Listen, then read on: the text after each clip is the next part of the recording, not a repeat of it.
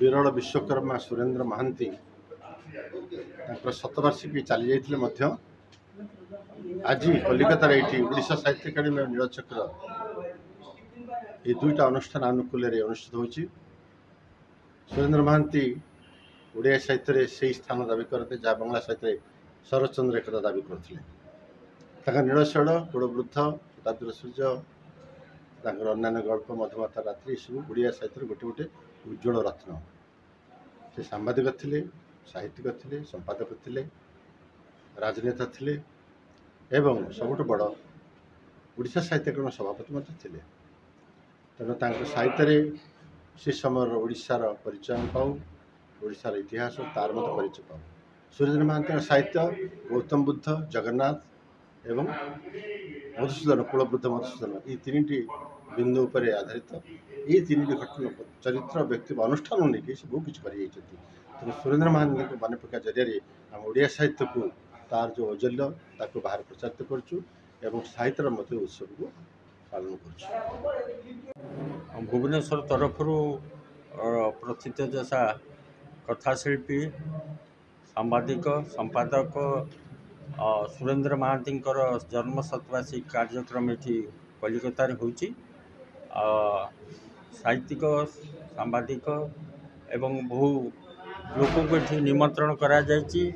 सुरेंद्र महांती तांकर कृति और कृतित्व को लेकिन ये दिवसव्यापी ये कार्यक्रम हम समस्त विषय मत रखी एवं ये सुंदर कार्यक्रम राज्य साहित्य एकाडेमी और भारतीय भाषा परिषद मिलित आनुकूल्य कार्य होती यार सफलता कामना कर आशा कर बहु उच्चकोटीर आलोचना ये दिवसव्यापी हम ये समस्त उपस्थिति सूचौची सुरेंद्र महांती समर्पित भावना रही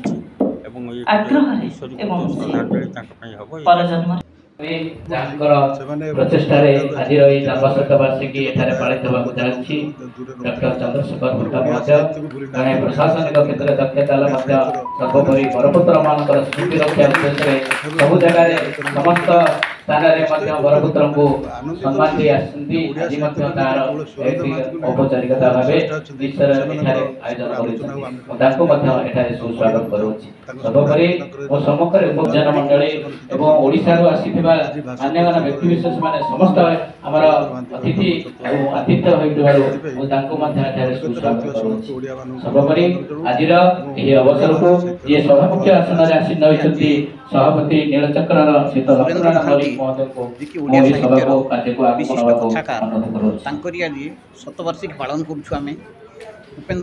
सुरेंद्र महांती जो कृति अच्छी एते उन्नत मानव कृति अच्छी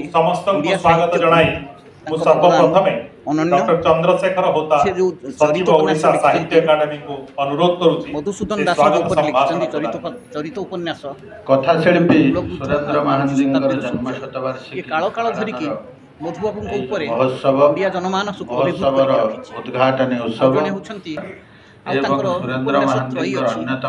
जगन्नाथ चेतना वर्तमान ओडिशार संस्कृति साहित्यिक डॉक्टर गौरव नीलशैल सहित हिंदी साहित्य प्रख्यात लेखक डॉक्टर शंभुनाथ जे कि भारतीय भाषा परिषद बागार्थ पत्रिकार संपादना करुछंती। कलिकतार शतवार्षिकी पालन करुछु आम भारतीय भाषा परिषद भवन में आम अत्यंत खुशी।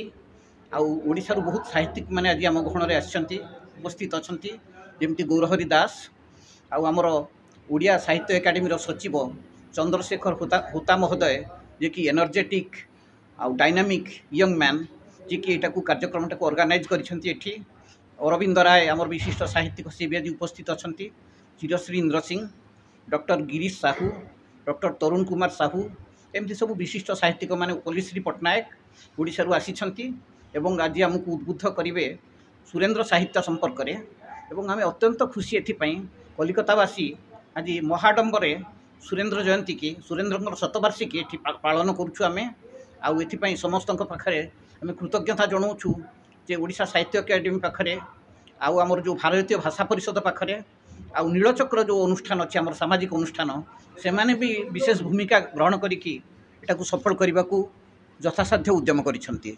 ଏଣୁ ସମସ୍ତେ ଧନ୍ୟବାଦ ଆର୍ହ। ଏବଂ ଅନେକ ସମୟ ସୁରେନ୍ଦ୍ର କହୁଥିଲେ ଯେ ତିନୋଟି ଇଞ୍ଜିନ୍ ନେଇ ମୁଁ ସ୍ୱଚ୍ଛନ୍ଦରେ ଉଡ଼େ। ସେ ତିନୋଟି ଇଞ୍ଜିନ୍ ହେଉଛି ରାଜନୀତି, ସାହିତ୍ୟ ଏବଂ ସାମ୍ବାଦିକତା। ଏବଂ ସିଏ ପୁଣି କହୁଥିଲେ